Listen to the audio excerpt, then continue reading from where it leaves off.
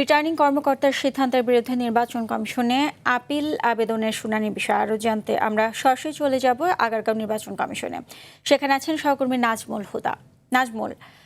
নাজমুল, আজ এখন পর্যন্ত প্রার্থিতা ফিরে পেলেন কতজন? এ ব্যাপারে আমাদেরকে বিস্তারিত জানাবেন।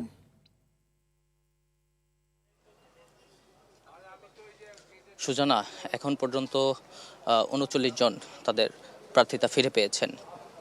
এখন বিরতি চলছে, দুপুর ২টোয় দ্বিতীয় ভাগের যেই আবেদন শুনানি, সেই আবেদন শুনানি হবে। প্রথম ভাগে আপনি জানেন যে ৫০ জনের আবেদন শুনানি নিষ্পত্তি হয়েছে এবং এই ৫০ জনের মধ্যে ৪০ জনকে মঞ্জুর করা হয় এবং ৯ জনকে নামঞ্জুর করে।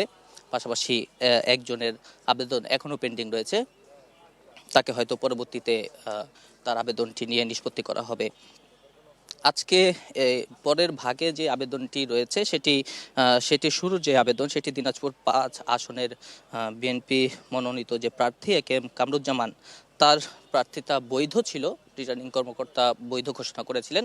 সেটি বাতিলের বিরুদ্ধে গিয়ে আবেদন করেছেন তারই আসনের স্বতন্ত্র আরেক প্রার্থী রেজওয়ানুল হক।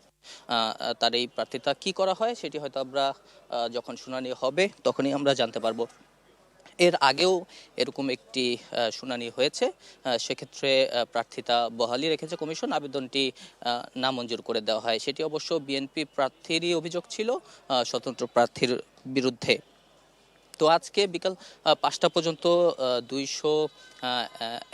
৩৩১ থেকে ৩৮০ পর্যন্ত যেই শুনানি, সেই শুনানি চলবে, অর্থাৎ ৫০ জনের শুনানি চলবে। শুনানিতে নির্বাচন কমিশনাররা সকলেই রয়েছেন, পাশাপাশি রিটার্নিং কর্মকর্তা এবং যারা প্রার্থী রয়েছেন এবং তাদের আইনজীবীরা রয়েছেন।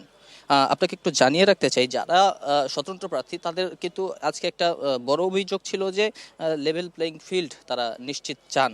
পাশাপাশি ১% যেই সমর্থনের ১% যেই ভোটার সমর্থনের কথা তারা বলছেন, সেই ভোটার সমর্থনটি এই আইনটিকে কালো আইন হিসাবেও তারা ব্যাখ্যা করছেন এবং এই আইনের বাতিল চান। পাশাপাশি প্রশাসনের দ্বিচারিতার অভিযোগও তুলছেন। তো আজকে যারা আসছেন ম্যাক্সিমামই অধিকাংশই স্বতন্ত্র প্রার্থী।